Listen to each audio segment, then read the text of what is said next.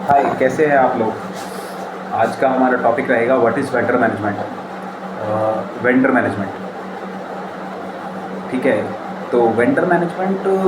हमें क्यों चाहिए होता है और क्यों हमें वेंडर मैनेजमेंट की ज़रूरत पड़ती है। देखिए, जब भी हम कोई ऑर्गेनाइजेशन में काम कर रहे होते हैं ना, ठीक है, ऑन अ लीडरशिप रोल, तो हमें जो अपनी पर्टिकुलर ऑर्गेनाइजेशन को जो सुविधाएं प्रोवाइड करानी थी outside from outsource, like from outsource vendors, तो वहाँ हमें वेंडर मैनेजमेंट की ज़रूरत पड़ जाती है। जैसे देखिए, आप कोई भी बिल्डिंग में काम कर रहे हैं, जैसे आप किसी होटल में काम कर रहे हैं सपोज कीजिए, ठीक है, तो वहाँ पे आपको आउटसोर्स लॉन्ड्री की ज़रूरत पड़ सकती है, आउटसोर्स फूड वेंडर की ज़रूरत पड़ सकती है, आउटसोर्स आपका किचन हो सकता है, ठीक है। ऐसे ही आप किसी कंपनी में काम कर रहे हैं तो वहाँ पे आपको आपका आउटसोर्स, लाइक जैसे कि आप किसी कंपनी में काम कर रहे हैं, वहाँ पे आउटसोर्स आपका हॉर्टिकल्चर हो सकता है, आउटसोर्स आपका स्टाफिंग का वेंडर हो सकता है जो आपको स्टाफ प्रोवाइड कर रहा है, ठीक है। सेम गोज़ फॉर हॉस्पिटल, वहाँ पे आपका जैसे कि आप सपोज़ कीजिए कि आपका जो स्टाफ की पिकअप एंड ड्रॉप का जो वेंडर है, जो जो टैक्सीज़ हैं उनका वेंडर भी आउटसाइडर है, ठीक है, वो आपके हॉस्पिटल की अपनी कार्स नहीं है, तो वहाँ पे वेंडर आपका आउटसाइडर होता है, ठीक है। यहाँ पे वेंडर मैनेजमेंट क्या आ जाता है कि भाई अगर हम अपने वेंडर से वेंडर एक ठीक तरीके से अलाइन करके लाएंगे ना चीज़ों को, लाइक कोस्ट, वहाँ पे बहुत सारे फैक्टर्स हो जाते हैं। अगर हम चीज़ों को सही तरीके से मैनेज करके वेंडर को मैनेज कर लेते हैं तो वहाँ पे हम अपना कोस्ट बचा लेते हैं, ठीक है। हम अपने प्रोडक्ट की हम अपनी जो एक SOP है उसको मेंटेन कर लेते हैं, ठीक है। एक एक कहते हैं ना कि सिंबल बना लेते हैं कि हाँ भाई, ऑल जो चीज़ें हमारी सारी की सारी वो सारी चीज़ें अलाइन हैं, ठीक है। हमारा ऑपरेशन एकदम स्मूथली चलता है, ठीक है। कहीं से कोई भी किसी भी तरह का कंप्लेन जनरेट नहीं होता है, ना तो क्लाइंट के बीच में ना वेंडर के बीच में, ठीक है। सारी चीज़ें एकदम स्मूथ चलती हैं। तो मैं बात करता हूँ कि कैसे हम अपने वेंडर को प्रॉपरली मैनेज कर सकते हैं, ठीक है। तो वेंडर मैनेजमेंट में हमको ये पहले देखिए, जब भी हम कहीं किसी वेंडर से डील करने जाते हैं ना, तो हमें 2-3 चीज़ें अपने दिमाग में रखनी होती है, ठीक है। पहली बात तो हम जो कॉन्ट्रैक्ट करने जा रहे हैं वो कौन सा कॉन्ट्रैक्ट करने जा रहे हैं उसके साथ, कॉम्प्रिहेंसिव कॉन्ट्रैक्ट या नॉन कॉम्प्रिहेंसिव कॉन्ट्रैक्ट। देखिए, कॉम्प्रिहेंसिव कॉन्ट्रैक्ट हम जिस वेंडर से करने जा रहे हैं, वहाँ पे हमें जिस भी पर्टिकुलर आइटम का हम कॉम्प्रिहेंसिव कॉन्ट्रैक्ट करने जा रहे हैं उसके लिए वो होल सोल रिस्पॉन्सिबल हो जाएगा। उसकी जितने टाइम की उसने हमसे एक तरीके से डील की है ना, एक सिंपल शब्दों में, जितने समय की उसने हमसे डील की है उतने समय के लिए वो हम उसे सिर्फ वो आइटम वो हम उससे उस आइटम की आस करेंगे और वो हमें वो आइटम प्रोवाइड करेगा,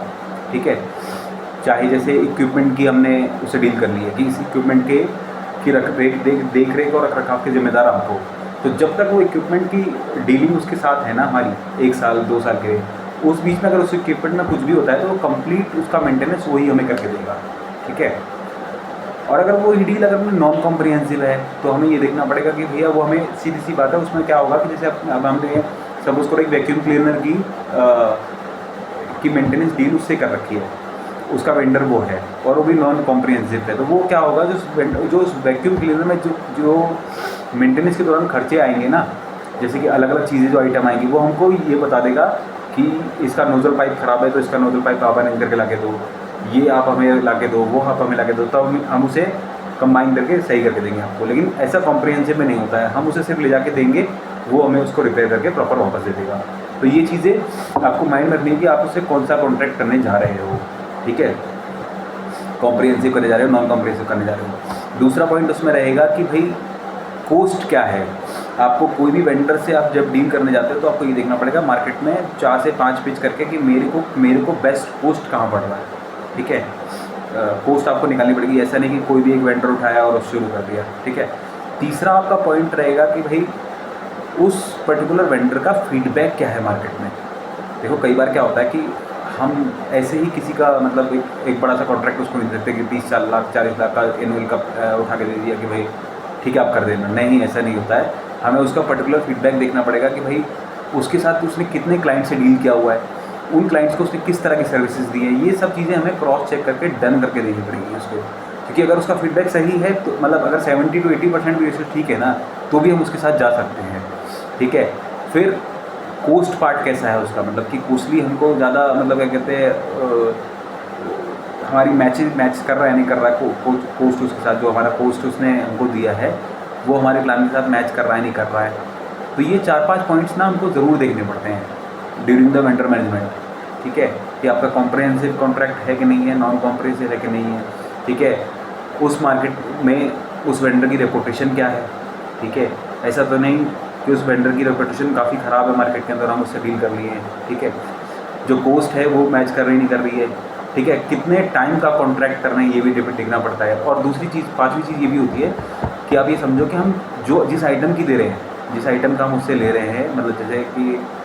सपोज़ करो आपने उससे लॉन्ड्री का कर लिया है कॉन्ट्रैक्ट वेंडर से, तो आपकी फ्रिक्वेंसी क्या है, मतलब समझ रहे हैं आप, जैसे आप लॉन्ड्री चलो अपार्ट करिए, आप सपोज कीजिए आपने वेंडर मैनेजमेंट में आपने वेंडर किया है फसाड क्लीनिंग का, ठीक है, और आपकी फ्रिक्वेंसी डिमांड है 2 बार की, ठीक है, और वो वेंडर आपको चार्ज कर रहा है, अपना जो चार्ट बना के चार्ज कर रहा है वो चार्ज कर रहा है कम से कम 3 के हिसाब से। तो आपको ये सब देखना पड़ेगा कि भाई मेरी डिमांड तो मेरी एसओपी के हिसाब से मंथ में 2 बार की है, ठीक है, और वो 3 बार चार्ज कर रहा है, तो इसका मतलब आपको ये सब चीज़ें देखनी पड़ेंगी कॉन्ट्रैक्ट करते हुए वेंडर के साथ कि ये सब चीज़ें कंप्लाइंस हो रही है नहीं हो रही है। क्योंकि देखो ऐसा है, आपकी डिमांड 2 बार की है तो 2 बार की कॉस्ट के हिसाब से ही वो आपको कॉस्ट का कोटेशन बना के देगा, तब जाके आप उसका मतलब एक तरह से फाइनलाइज करेंगे कॉन्ट्रैक्ट, ठीक है। जब आपको अपना परचेज ऑर्डर बना के देगा ना कि भाई आके मैं करके ये करके चीज़ें कर मैं कर दूँगा, पूरा करके इन्वॉइस बना के देगा, परफॉर्मेंस बना के देगा, तो भाई मैं ये करके दूँगा,